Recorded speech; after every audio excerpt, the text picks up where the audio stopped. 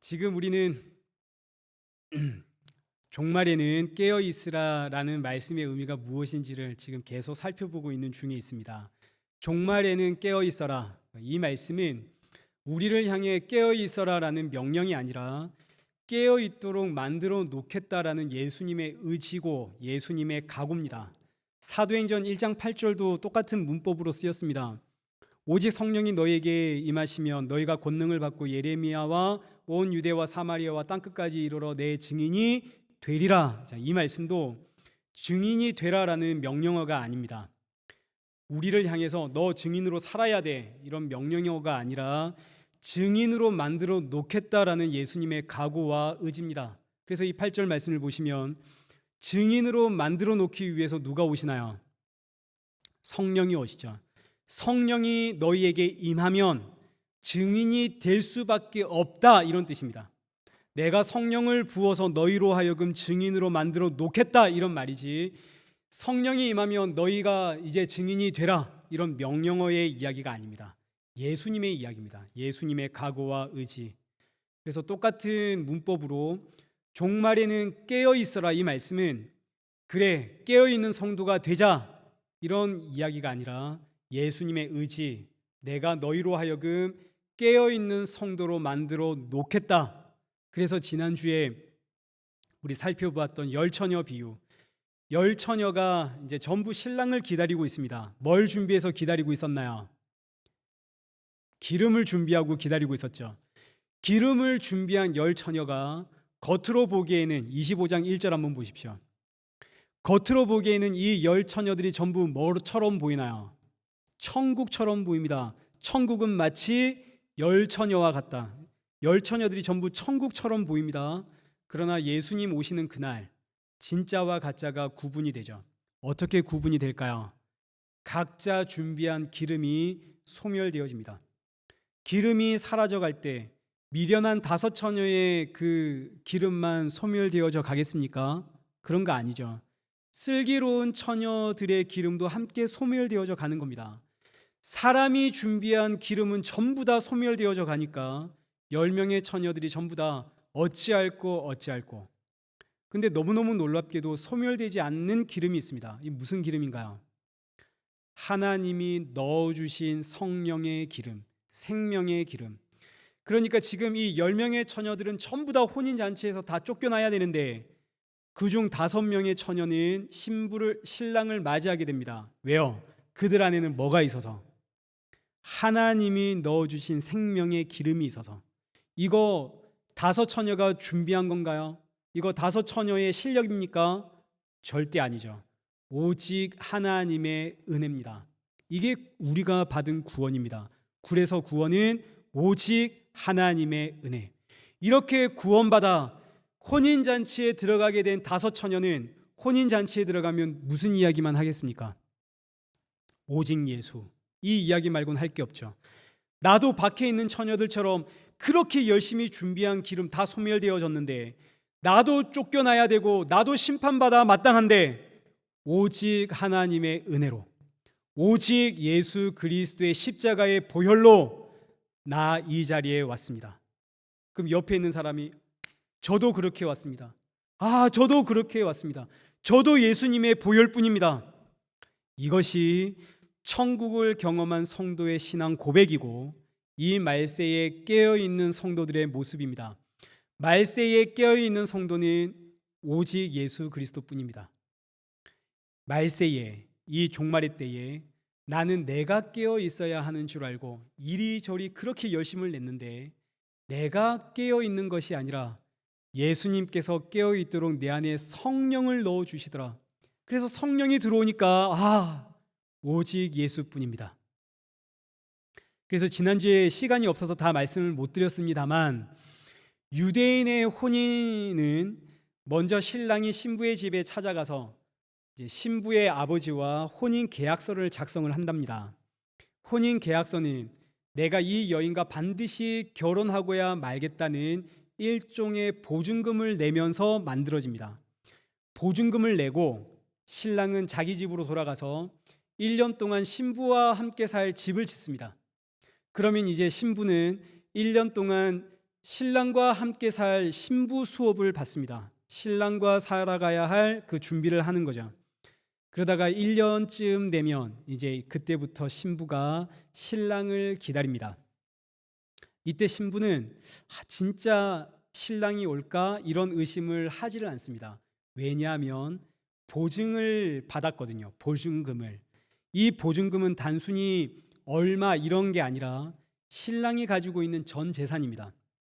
그러니 신랑이 이 보증금을 두고 안 온다 이런 건 상상할 수가 없죠. 지금 내 손에는 신랑의 전부와 같은 보증금이 있거든요. 이 유대인의 혼인 의식이 예수님의 그림자요. 오늘 지난주에 우리가 살펴보았던 혼인 잔치 이야기입니다. 신랑이신 예수님이 이 땅에 오셨죠. 요한복음 14장 2절을 한번 보십시오. 내가 너희를 위하여 뭘 예비하러 간다고요? 거처를 예비하러 가노니. 이게 혼인 잔치의 이야기입니다. 가서 너희를 위하여 거처를 예비하면 내가 다시 와서 너희를 내게로 영접하여 나 있는 곳에 너희도 있게 하리라. 신랑이신 예수님께서 신부인 자기 백성들을 위해 거처를 예비하러 가셨습니다. 이게 십자가 사건입니다. 거처가 다 예비되면 이제 자기 신부 찾으러 예수님 다시 오실 겁니다. 그러면 예수님 거처를 준비하기 위해서 가신 동안에 이 땅의 신부는 신랑이신 예수님이 반드시 다시 오신다. 이거 어떻게 확신할 수가 있을까요? 신랑이신 예수님께서 내가 반드시 다시 온다라는 확증으로 성령을 주셨습니다. 그래서 이 땅의 신부, 이 땅의 성도는 우리 주 예수 그리스도 다시 오심을 확신하며 살아갑니다. 이것이 고린도후서 1장 21절 우리를 너희와 함께 그리스도 안에서 굳건하게 하시고 우리에게 기름 부으신 이는 하나님이시니 그가 또한 우리에게 인치시고 보증으로 우리 마음에 뭘 주셨다고요? 성령을 주셨느니라. 이게 지난주에 살펴보았던 열처녀 기름 이야기입니다. 지금 말씀을 보니까 기름은 우리가 준비하는 것이 아니라 누가 주신 건가요? 하나님이 우리에게 주신 거죠. 하나님께서 우리에게 기름 부어 주시는데 이 기름이 보증입니다. 무슨 보증인가요? 예수님이 다시 이 땅에 오신다. 내가 너를 반드시 데려가겠다라는 보증입니다. 이 보증이 뭐라고요? 성령. 고린도후서 5장 5절에 곧 이것을 우리에게 이루게 하시고 보증으로 성령을 우리에게 주셨느니라. 그러니까 우리 지난주에 보았던 열처녀 비유가 이제 더 확실해지죠. 열처녀들이 준비한 기름은 다 불에 타 없어지는 기름들입니다. 그 기름들은 다 가짜입니다. 진짜 기름은 하나님이 부어주시는 성령의 기름으로 이 기름은 너는 나의 신부다. 내가 반드시 너를 데리러 다시 온다라는 예수님의 보증입니다. 이것이 이제 고린도전서 3장 15절 공적이 불타면 해를 받지만 성도가 준비한 기름은 불에 타면 다 사라집니다. 그런데 내가 준비한 나의 열정, 열심 그거 전부 다 타고 사라지면 뭐가 남나요? 진짜 기름이신 하나님이 우리 안에 넣어주신 그 보증이신 성령만 남습니다. 우리는 그렇게 구원을 받습니다. 불 가운데 받은 구원입니다. 그래서 이렇게 구원받은 성도는 오직 하나님의 은혜. 성도가 깨어 있도록 만드는 것도 예수님이 하시고 구원도 예수님이 하십니다. 구원에 있어서 우리가 한 것은 아무것도 없습니다. 전부 예수님이 하셨습니다. 이런 말씀을 드리면 아니 그 목사님 예수님만 믿으면 되는 겁니까? 그러면 아무것도 안 해도 됩니까? 이런 질문 하시는 분들이 간혹 계시는데 예수님을 믿으십시오. 예수님을 믿는 믿음이 임하면 성도는 예수님을 사랑하게 되어집니다. 귀신이 들려도 사람이 변하는데 귀신 들려도 사람이 바뀌는데 예수의 영, 그 성령이 임한 성도가 그럼 예수님만 믿으면 아무것도 안 해도 됩니까? 이러고 나올 수 있겠습니까? 예수의 영이 임하면 성도는 그때부터 예수님을 사랑하게 되어집니다. 계속 이야기하면 지난주에 드렸던 말씀 다시 반복하게 되어지니까 여기까지만 하겠습니다. 제가 지금 이렇게 열처녀 비유를 가지고 와서 다시 설명드리는 이유는 지금부터 살펴볼 달란트 비유가 열처녀 비유와 똑같은 이야기이기 때문입니다. 자, 이제 달란트 비유를 보겠습니다. 본문 14절 보십시오. 어떤 사람이 타국에 갈 때 또 어떤 사람이 타국에 갈 때 그 종들을 불러 자기 소유를 맡김과 같으니. 자, 여기서 14장 이 말씀은 25장 1절의 반복입니다. 25장 1절 보시면 그때의 천국은 마치 등을 들고 신랑을 맞으러 나간 열 처녀와 같다 하리니, 천국은 마치 열 처녀와 같다. 이 말씀이 다시 반복되는 게 14절입니다. 또 어떤 사람이, 여기서 또라고 하는 이 단어 안에 천국은 마치라는 의미가 지금 생략되어져 있습니다. 이게 다 지금 포함되어 있는 이야기입니다. 그러니 또라고 하는 단어 옆에다가 여러분 성경책에다가도 천국은 마치 이렇게 써놓으시면 참 좋습니다. 14절, 또 천국은 마치 어떤 사람이 타국에 갈 때 그 종들을 불러 자기 소유를 맡김과 같으니. 천국은 뭐와 같다고요? 주인이 종들에게 자기 소유를 맡김과 같습니다. 천국은 곧 종들에게 맡긴 주인의 소유. 자, 이제 그러면 주인의 소유가 뭔지를 알면 이제 천국이 뭔지를 알게 되겠죠. 주인이 종들에게 맡긴 게 뭡니까? 15절, 각각 그 쟁는 대로 한 사람에게는 금 5달란트를, 한 사람에게는 2달란트를, 한 사람에게는 1달란트를 주고 떠났더니. 주인이 종들에게 맡긴 주인의 소유는 바로 뭡니까? 달란트죠. 그러면 천국은 이꼴 뭡니까? 달란트. 달란트는 곧 천국. 그럼 이 달란트는 뭘 상징할까요? 지난주에도 말씀드렸지만 천국이 천국 되려면 누가 계셔야 됩니까? 예수님이 계셔야 됩니다. 예수님이 계시면 그 어디나 하늘나라. 그럼 달란트는 뭘 상징할까요? 예수 그리스도, 예수님의 영, 성령을 상징하는 게 달란트 아닙니까? 그러니 이제 보십시오. 달란트 비유와 혼인잔치 비유는 똑같은 구조를 지금 가지고 있습니다. 열처녀 비유는 신랑이 신부에게 기름이라고 하는 보증을 주고 집 지으러 가는 이야기입니다. 집을 다 지은 신랑이 신부에게 다시 돌아왔을 때에 신부에게 확인하는 것은 내가 네 안에 넣어준 기름이 있느냐? 기름이 있다면 신랑이 올 때에 이 신부들이 다 자고 있어도, 자고 있음에도 불구하고 기름이 있다면 너는 흠도 점도 티도 없는 나의 정결한 신부다. 묻지도 따지지도 않고 너는 나의 신부다. 이렇게 이야기하는 것처럼 달란트 비유도 똑같습니다. 어떤 사람이 타국으로 떠날 때 종들에게 자기의 소유 달란트를 주고 갑니다. 이 달란트가 뭐라고요? 예수의 영, 성령. 달란트는 기름과 똑같은 보증입니다. 주인이 돌아올 때 종에게 달란트가 있으면 너는 내 종이다. 너는 내 백성이다. 달란트가 없으면 너는 내 종이 아니다. 이 이야기입니다. 똑같은 내용을 기록하고 있는 누가복음 19장 12절 보십시오. 어떤 귀인이 왕위를 받아 가지고 오려고 먼 나라로 갈 때에, 마태복음에서는 타국으로 떠난 이 어떤 사람이 누가복음에서는 왕위를 받기 위해 떠난 귀인이다, 이렇게 이야기를 하고 있습니다. 그럼 지금 이 사람은 누구에 대한 이야기겠습니까? 지금 예수님의 이야기 아닙니까? 예수님의 이야기. 예수님께서 십자가의 죽음으로 이 세상 잠시 떠났지만 장차 다시 오실 때는 만왕의 왕으로 오십니다. 예수님 지금 자기의 이야기를 달란트 비유를 통해서 하고 계시는 겁니다. 그러니 예수님의 십자가의 죽음은 예수님께서 온 세상의 왕으로 오시기 위함입니다. 이를 위해서 예수님 십자가에 죽으시고 이 세상 떠났죠. 달란트 비유 자체가 예수님의 이야기입니다. 이 왕이 왕위를 받기 위해서 잠시 떠날 때에 누가복음에서는 종들에게 열 문화를 주고 갑니다. 마태복음에서는 달란트를 주고 가고. 이게 예수님의 이야기라면 예수님 십자가에서 이 세상 떠날 때에 자기 종들, 자기 백성들에게 뭐 주고 떠나셨나요? 성령 주고 떠나시지 않았습니까? 예수의 영 주고 떠났죠. 그러니 이 열 문화, 달란트는 뭐에 대한 이야기입니까? 성령에 대한 이야기입니다. 이 달란트가 여러분이 가지고 있는 무슨 재능, 하나님이 나에게 주신 뭐 어떤 것, 그런 게 아니라 달란트는 성령에 대한 이야기입니다.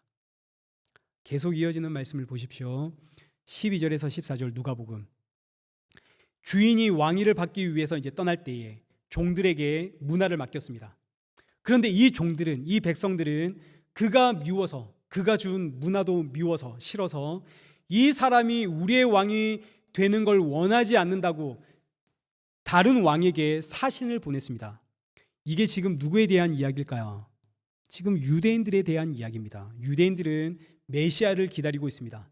이 메시아는 우리를 로마에서 독립시켜 줄 왕입니다.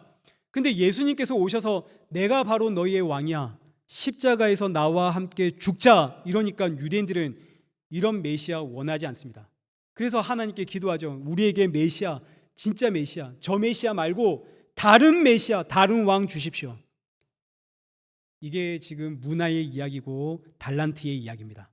오늘 저와 여러분이 문화, 달란트를 받은 종이라고 하십시다.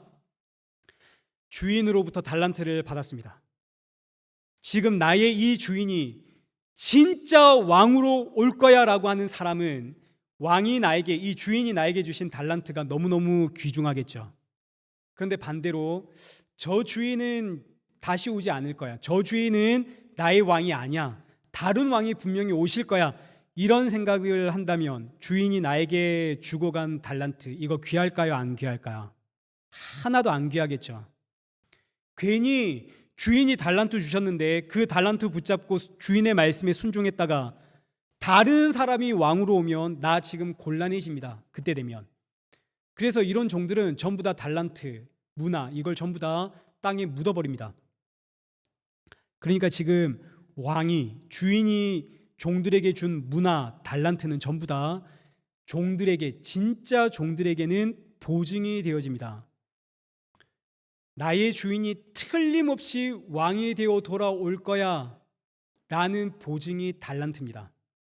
그러나 반대로 주인이 싫은 종들에게는 이 달란트, 이 문화가 아무 의미가 없겠죠.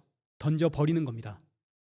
혼인잔치의 구조와 똑같습니다. 제가 다시 한번 반복드립니다. 제가 다시 한번 반복드리는 이유는 달란트 비유에 대한 오해가 우리에겐 너무너무 많거든요. 그래서 다시 한번 제가 말씀드리니까 머릿속에 잘 새겨 넣으면서 이게 진짜 과연 그런 말인가 하고 한번 깊이 생각해 보십시오. 혼인잔치 때에 신랑이 신부에게 내가 반드시 너와 결혼한다라는 보증으로 기름을 주었습니다. 이 기름은 곧 성령입니다. 달란트 비유 똑같습니다. 왕이 될 사람이 진짜 왕위를 받아오기 위해 세상을 잠시 떠나면서 자기 종들에게 보증으로 달란트를 주었습니다. 이 달란트는 성령, 예수의 영, 다른 말로 생명.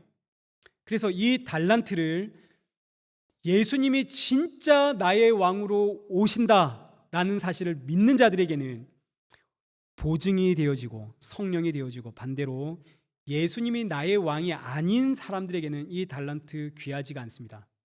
자, 그러면 이제 이 내용을 16절부터 우리 본문 마태복음 25장 16절부터 한번 쭉 살펴보도록 하겠습니다. 5달란트 받은 자는 바로 가서 그것을 장사하여 또 5달란트를 남기고 2달란트 받은 자도 그같이 하여 또 2달란트를 남기되, 5달란트 받은 자가 있고 2달란트 받은 자가 있습니다. 이 사람들이 달란트 받자마자 각각 5달란트 받은 자는 5달란트를 남기고 2달란트 받은 자는 2달란트 남겼습니다. 달란트는 성령, 성령은 예수님께서 죽은 자기 백성들 안에 새롭게 넣어준 생명이 성령입니다. 그러니 달란트 이야기를 보다 더 잘 이해하기 위해서 이 달란트를 예수님께서 우리 안에 넣어주신 생명이라고 생각해 보십시오. 달란트 이꼴 생명입니다. 이거 어디 써놓으십시오. 나중에 또 잊어버립니다. 달란트는 생명입니다. 예수님이 우리 안에 넣어주신 생명. 그러면 5달란트 받은 자는 생명을 몇 개 받았나요? 5개 받았습니까? 우리는 물질주의적인 사고에 아주 깊이 젖어 있기 때문에 달란트 비율을 볼 때 이 달란트 자체보다는 그 앞에 몇 개가 붙었냐, 5개냐 2개냐, 이게 너무너무 중요합니다. 우리는. 그러나 사실은 이 앞에 붙어 있는 숫자는 아무 의미가 없습니다. 이건 그냥 떼버려도 됩니다. 숫자 5이냐 2이냐 여기에 관심을 두지 말고 5달란트 이거 전체를 한 묶음으로 생명이라고 생각을 하십시오. 5달란트 받은 자, 주인으로부터 생명을 받은 자, 그 생명을 받은 자가 생명을 전달했습니다. 이게 5달란트 받은 자가 5달란트를 남겼다는 이야기입니다. 마찬가지로 2달란트 받은 자도 2달란트 남겼습니다. 이거 역시 생명을 받은 자가 생명을 남겼다는 이야기입니다. 그래서 5달란트냐 2달란트냐 이 말은 15절에 기록되어 있는 것처럼 각각 사람이 가지고 있는 재능대로, 이 의미는 주님이 내 안에 넣어주신 이 놀라운 생명을 전달하는 재능이 사람마다 다 다릅니다. 복음을 증거하는 방법이 사람마다 다 다르니까 그 방법, 복음을 증거하는 그 사람들의 재능을 구분하기 위해서 5달란트를 받은 자, 2달란트 받은 자 이렇게 표현을 한 것이지, 이게 무슨 물질적인 개념으로 더 많이 받은 사람, 더 적게 받은 사람, 혹은 복음을 더 많이 증거할 사람, 좀 적게 증거할 사람, 혹은 전도를 보다 앞으로 많이 할 사람, 전도를 적게 할 사람, 이런 물질적인 개념으로 생각하면 안 됩니다. 이건 황금 만능주의에 젖어 있는, 이 세상에 젖어 있는 사람들의 사고이고, 그런 이야기가 아니라 이게 전부 똑같은 생명 받은 사람들의 이야기입니다. 각자 복음, 생명을 증가하는 방법이 다르니까 그 방법을 표현한 것이 누구는 5달란트 받은 사람, 누구는 2달란트 받은 사람. 그런데 사실은 똑같은 생명을 받은 겁니다. 5이라는 방법으로 생명을 전하고 2이라는 방법으로 생명을 전하더라, 이런 이야기입니다. 이해를 하셨겠죠? 네. 그래서 달란트는 왕이 다시 오신다는 보증으로 우리에게 넣어주신 성령, 곧 생명입니다. 이렇게 주인으로부터 생명을 받은 자는 16절 보십시오. 5달란트 받은 자는 바로 가서라고 하는 이 단어가 원어로는 가지고 가다 이런 뜻입니다. 가지고 가다. 주인이 생명을 넣어주니까 그 받은 생명이 얼마나 귀한지 그 생명을 받은 즉시 그 생명을 가지고 가다. 그런데 18절 보십시오. 18절에 1달란트 받은 자는 가서, 여기 기록된 가서라는 단어가 우리말에는 똑같습니다. 가다. 그런데 원어로는 버리고 가다라는 뜻입니다. 버리고 가다.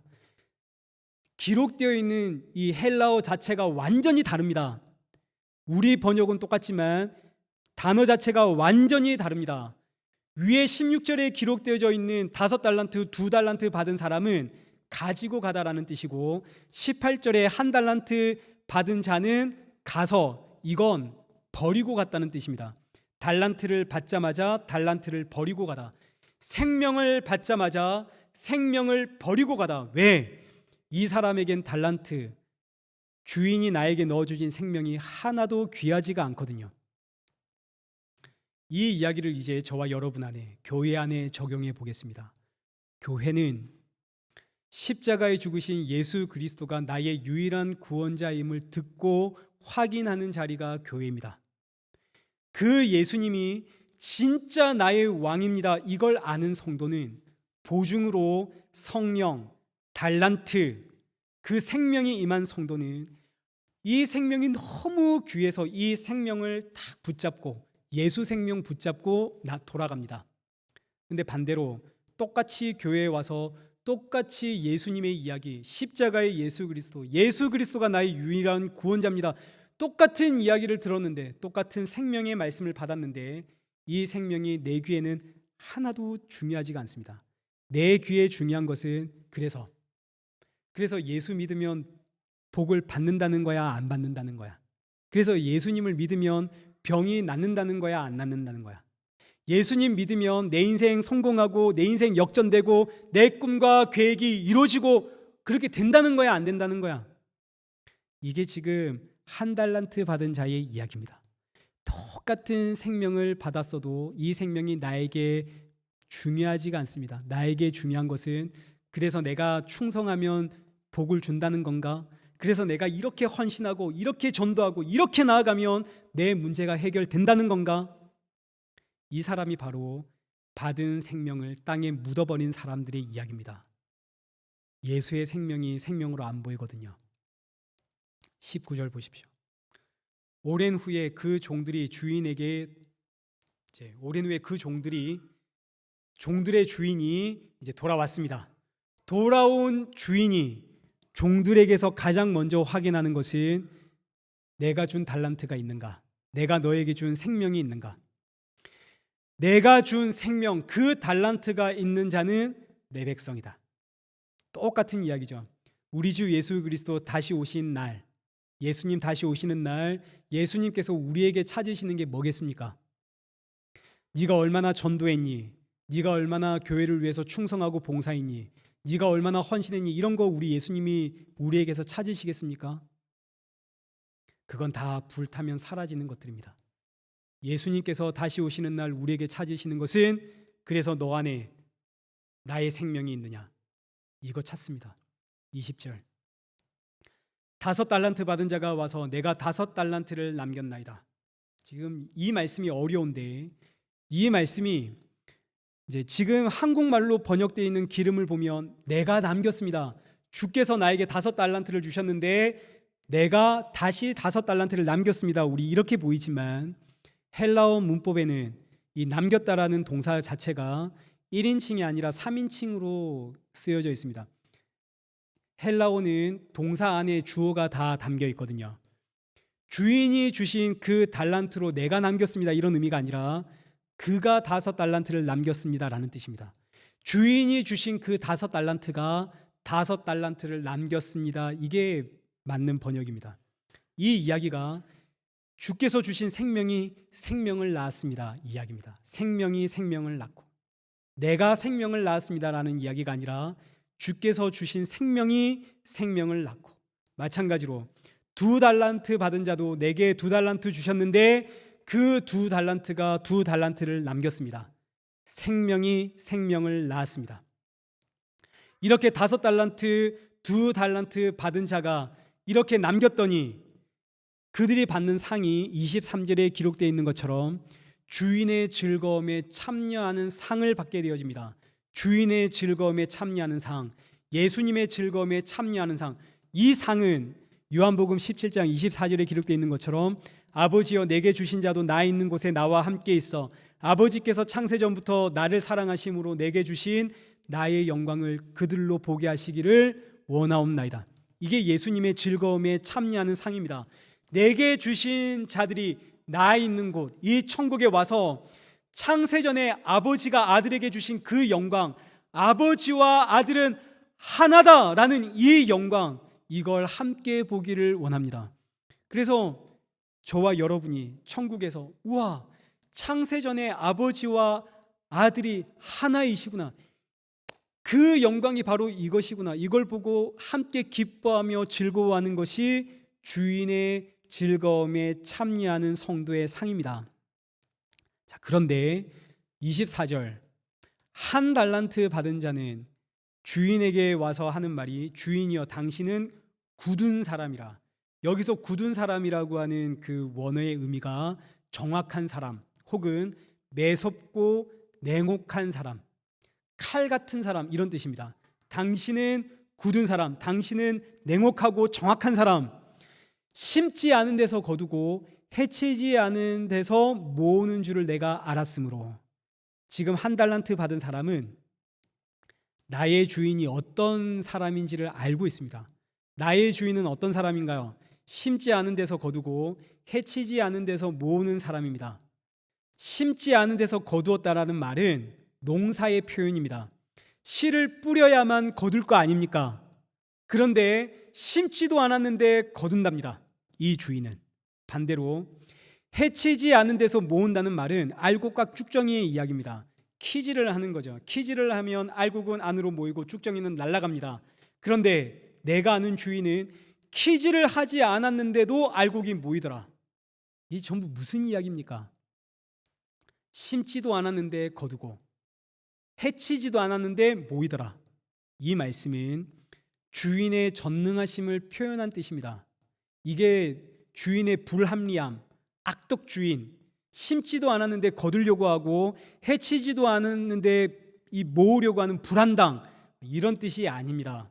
주인은 길 떠날 때에 각자 재능에 따라 이미 달란트, 모두에게 생명을 공평하게 다 주었습니다. 오늘 이 자리에도 하나님께서, 예수님께서 지금 앉아있는 여러분들에게 생명을 다 똑같이 주었습니다.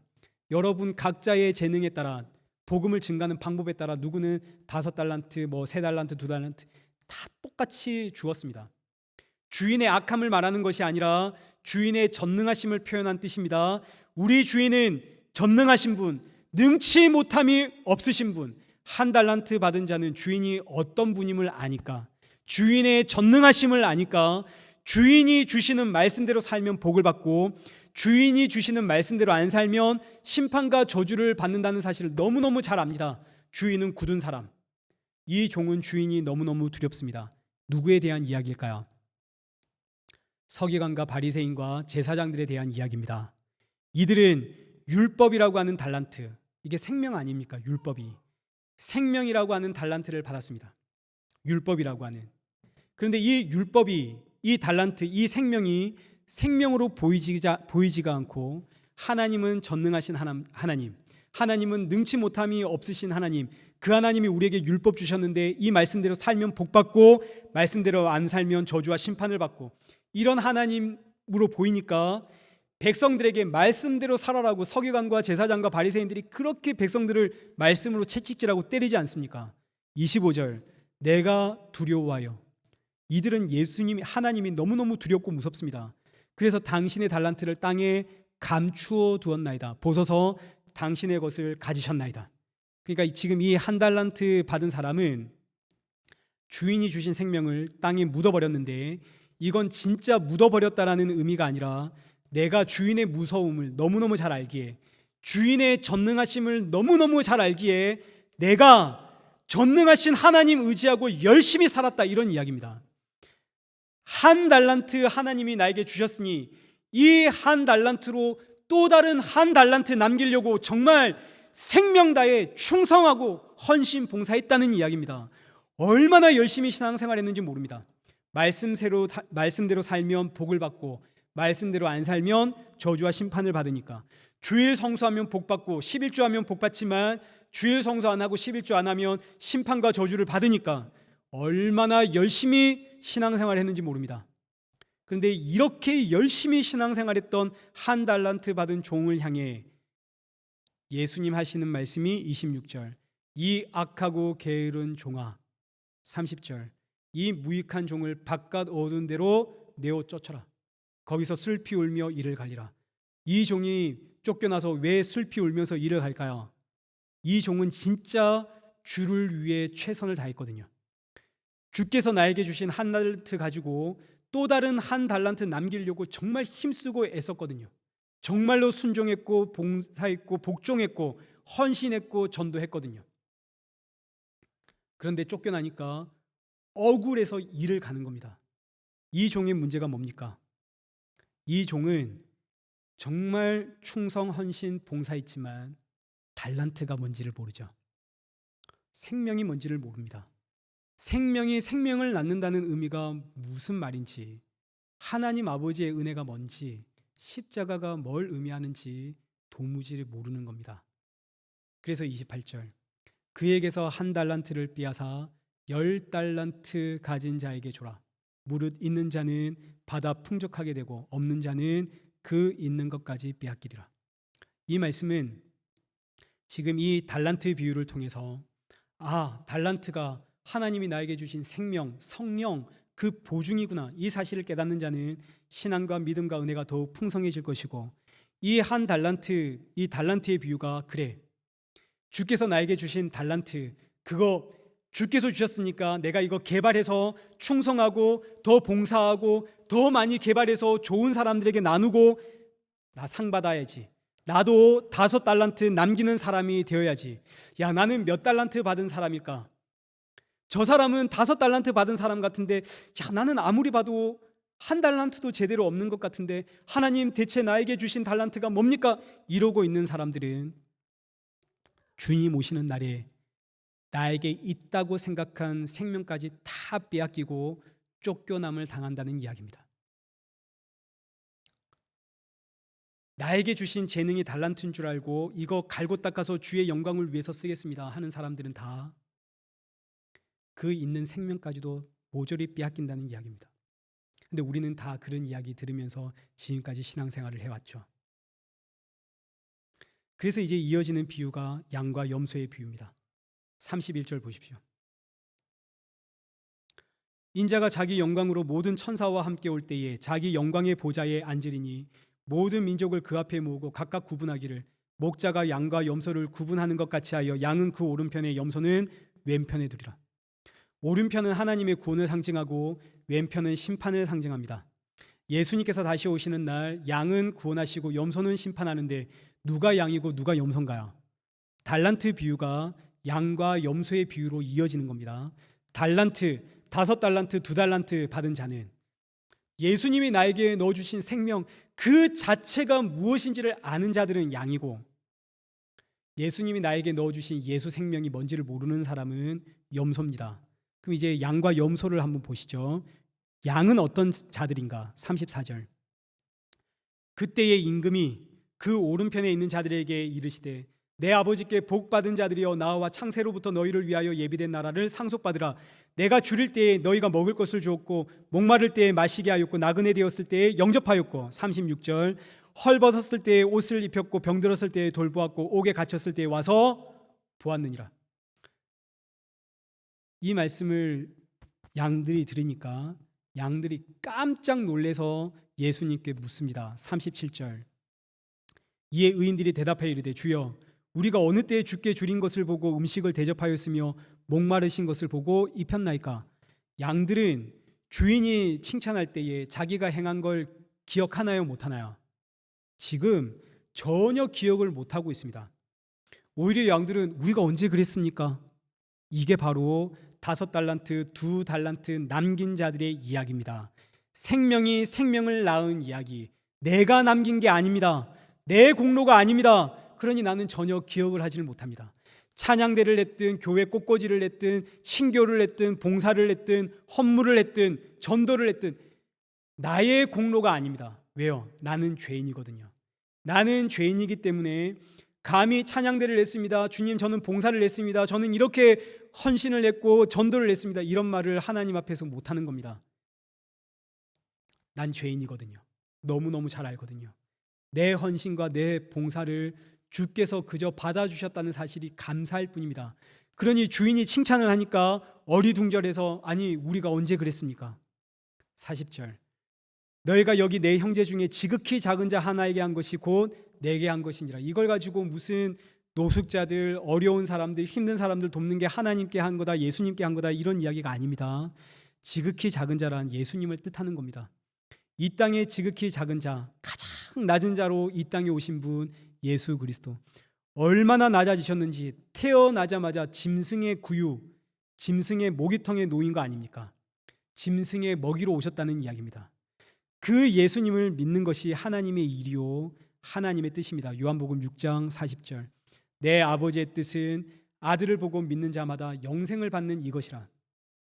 예수님을 믿음으로 영생을 받는 것이 아버지의 뜻이고 아버지의 일입니다. 자, 그런데 이제 염소를 한번 보십시오.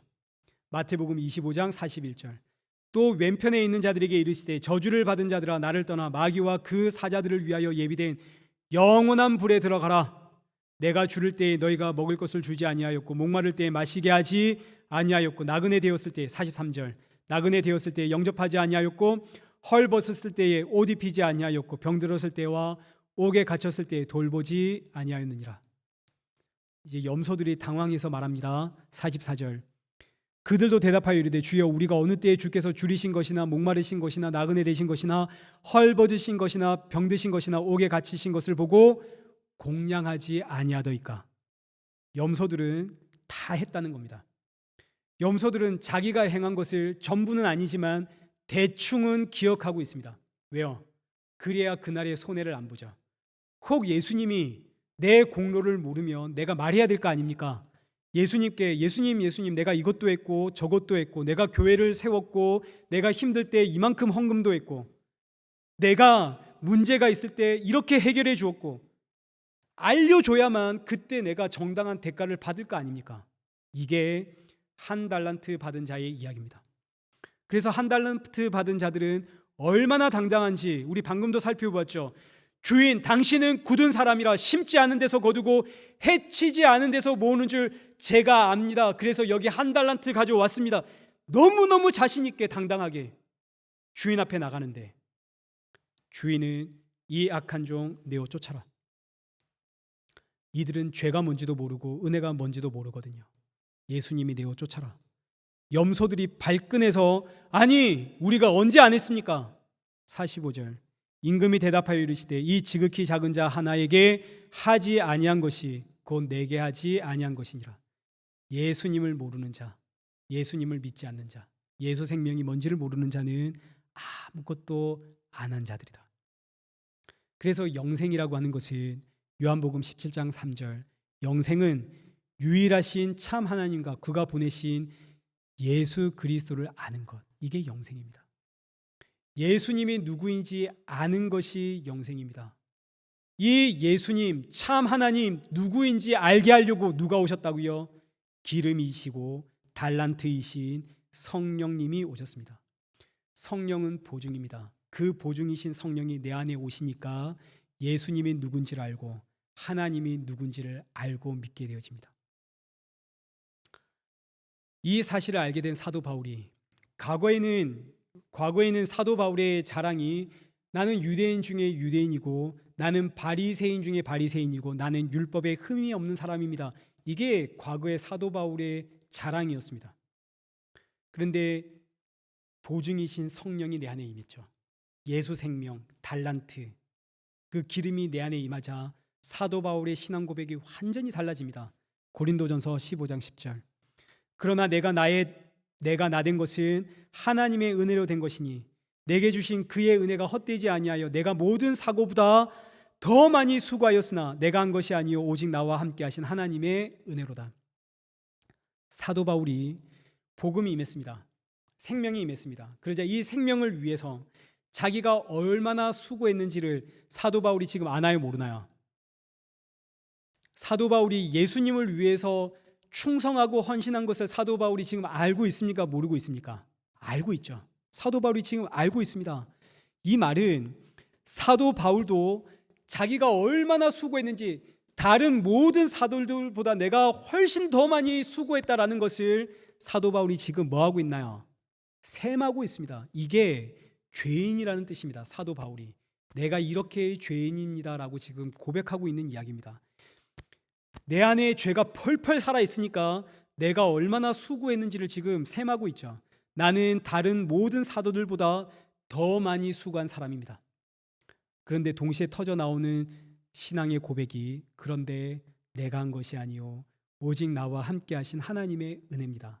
이 의미는 나에게서 터져 나오는 것은 죄뿐인데 나는 끊임없이 내가 이렇게 얼마나 수고하고 내가 얼마나 이렇게 봉사했는지를 셈하고 있는 죄인인데 이렇게 내가 수고하고 헌신하는 것을 통해서 내가 스스로 만족해하고 내가 스스로 자랑스러워하는 이런 죄인인데 세상에 나의 주 예수 그리스도는 이런 나 같은 죄인의 수고와 열심과 열정을 받아주시고 지금도 사용해 주시더라.